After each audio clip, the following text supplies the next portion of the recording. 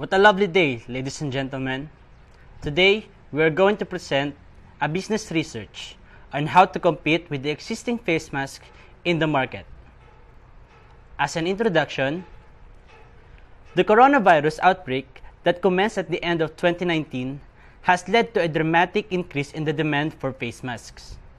In countries that are experiencing a shortage of face masks as a result of panic buying or inadequate supply, reusable fabric masks have become a popular option because they are often considered more cost-efficient and environmentally friendly than disposable medical masks. Nevertheless, there remains a significant variation in the quality and performance of existing face masks. Not all are simultaneously able to provide protection against the extremely contagious virus and be comfortable to wear. This study aims to examine the influential factors that affect the comfort of reusable face masks, but not to assess the antimicrobial or antiviral potential. 7 types of masks were selected in this study and subjected to air and water vapor permeability testing, thermal conductivity testing, and a wear trial. The results indicate that washable face masks made of thin layers of knitted fabric with low density and a permeable filter are more breathable.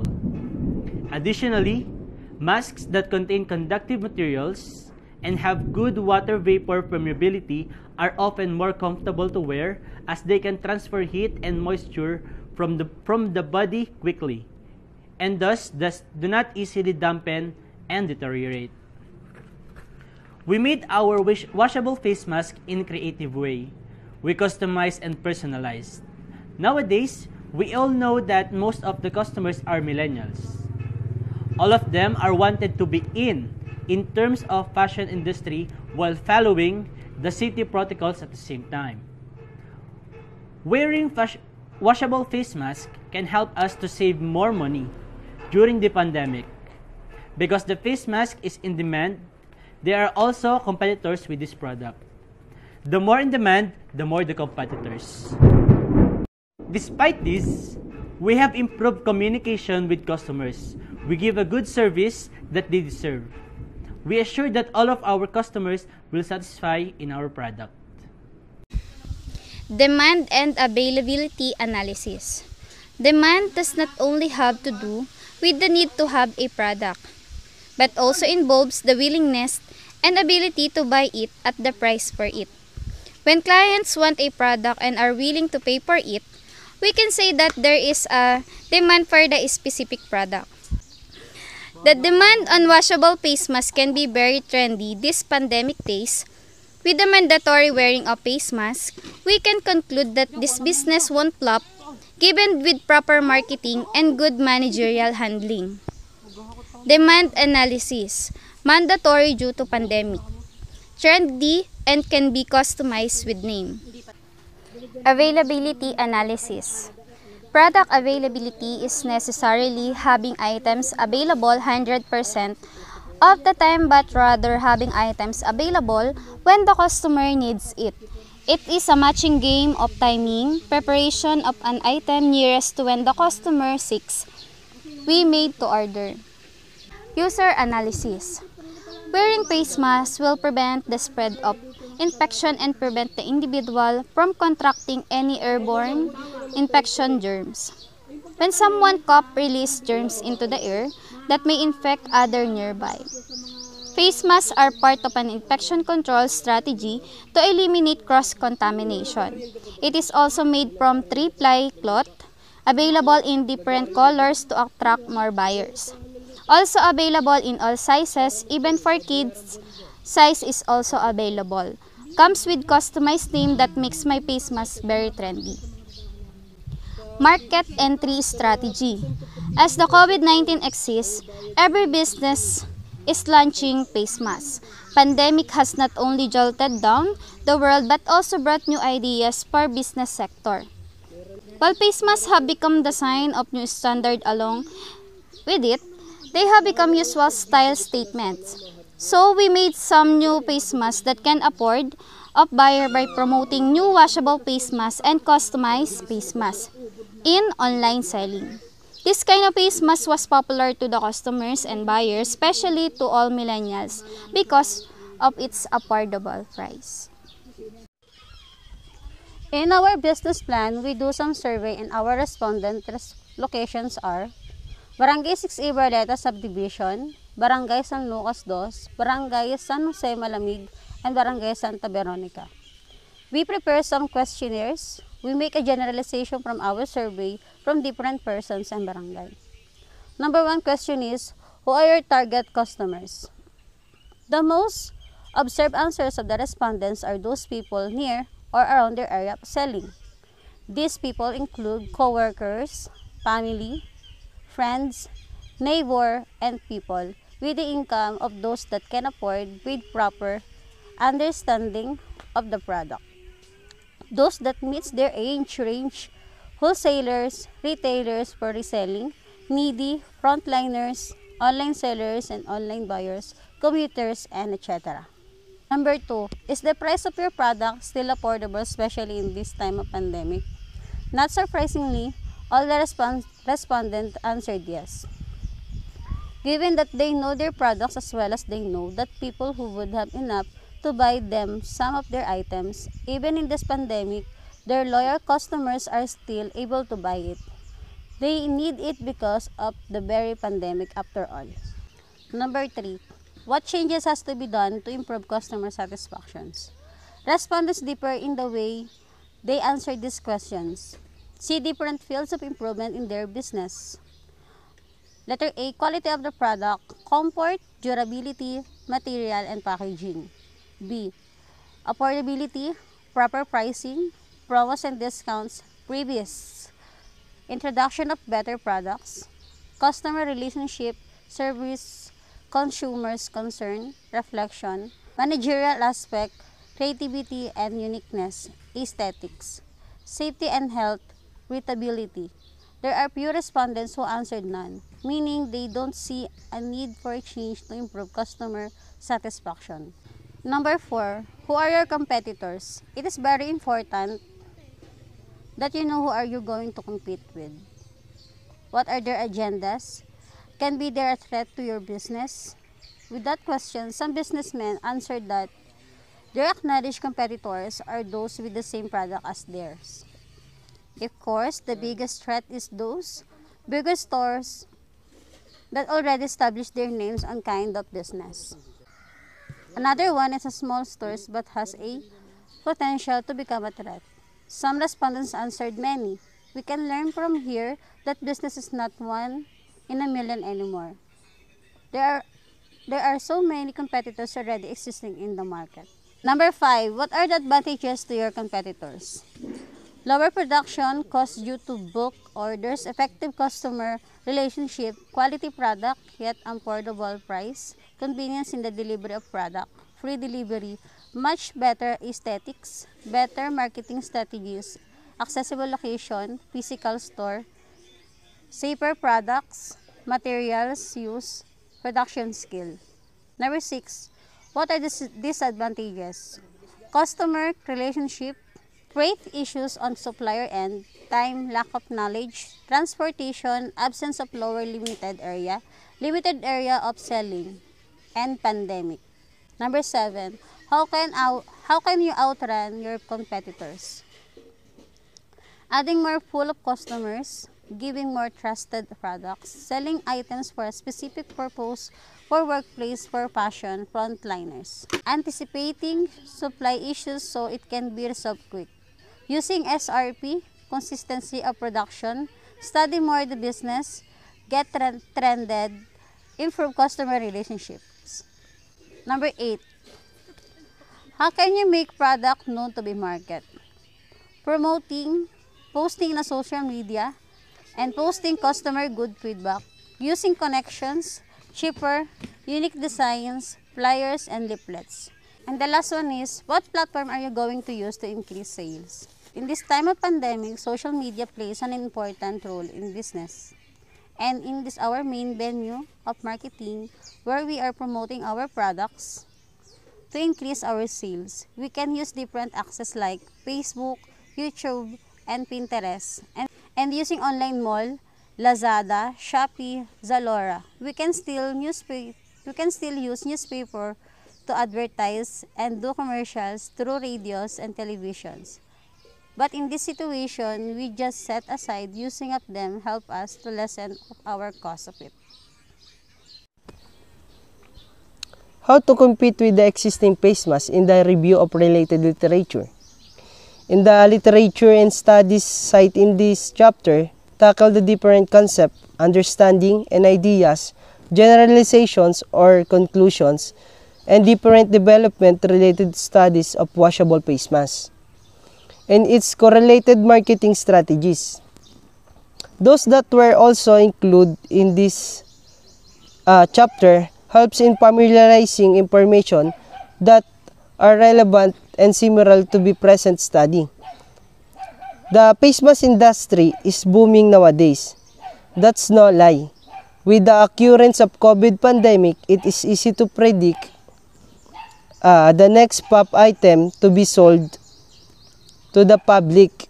None other than the face mask, as what Grandview Research said in this recent article about the popularity of face masks. The sudden outburst of face mask production was valued at USD 1.3 billion in 2019 and is believed the spike up to 23.5% from 2020 to 2027. If the pandemic persists, the usefulness of face masks covers a number of health precautions which includes diseases like anthrax, influenza, avian, bird flu, swine flu, Ebola, and the recent coronavirus. That has been fueling the demand of reusable face masks among consumers. There has been a growing awareness to the public of the dangers of these diseases, and face mask is what they have sought to be the solution with all of the above mentioned benefits of said product. The face mask industry is seemingly getting in its way of being one of the necessities of the future. Without doubt, business grabbed this opportunity to earn money. After all, many people needed the product. In fact, it is suggested that the people aged 2 and older should wear masks in public setting and when around people who don't live in their household. According to the reusable face mask market size and share report 2020-2027 research done by GBR, the demand for reusable face masks is likely to be driven by increasing popularity of online shopping platforms. In this respect, Lazada, Shopee, and the rest of its kind takes place as number 1 players in the Philippines. We can effortlessly click the item these online shopping malls, add it to cart, and place our orders, and before we know it, the items on our doorstep. That's how accessible the online world is today. Business also tend to use these platforms as their primary medium for selling their products. Almost all the business, big or small, utilize this kind of marketing strategy. Speaking of marketing strategy, business are getting more and more smart and innovative when it comes to introducing their products to the market. One notable edge some companies have is the materials they use to produce their special face masks in the Philippines. This chapter presents the discussion on the research methodology of the study.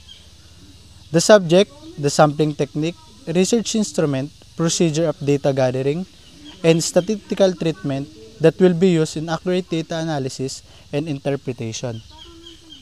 Research methodology.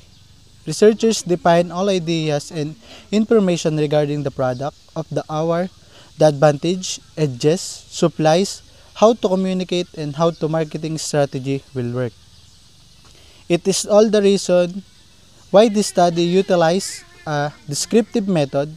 All components are truly described and critically judged all follow the progress of the research. Presentation. In the survey, the researchers decided to gather some information with the help of online survey. It is believed that this is very effective and the easiest way to get knowledge and information from the respondent and the most convenient step to analyze it later in their research. This is to show the comparison of two or more washable face masks. It is then decided to implement this in the questionnaire. Researchers use graphs to itemize the most common site or social media account they are used to post washable face masks. Questionnaire development. When the researchers are ready to move into a step of formulating research design, we already knew our research problem, objectives, and research questions. These are precisely described in the chapter above. It is decided to be a quantitative descriptive research to gather the highest possibility number of information and answers in the time that was given. Information is satisfying obtained by questioning respondents with instrument appropriate for the questionnaire. Subjects or respondent of the study. Below is the list of set of respondents who the researchers selected as a subject of this study. This study involves certain number of people from various barangay located in San Pablo City. Some of our students are owning own business, some are work from home basis and is only using online media to gain sales. In Barangay San Lucas Dos, we get 20 respondents, and Barangay 6E Barleta 10 respondent, Barangay San Jose 10 respondent, and Barangay Santa Veronica 10 respondents. Giving a total of 50 respondents, subjects involved in the study are very limited number due to the effect of pandemic. In data gathering, researchers mainly use social media to enact the survey. Sampling technique. Purposive sampling technique is utilized for this research. Purposive or judgment, also known as selective or subjective sampling, this technique relies on the judgment of the researcher when choosing who to ask to participate.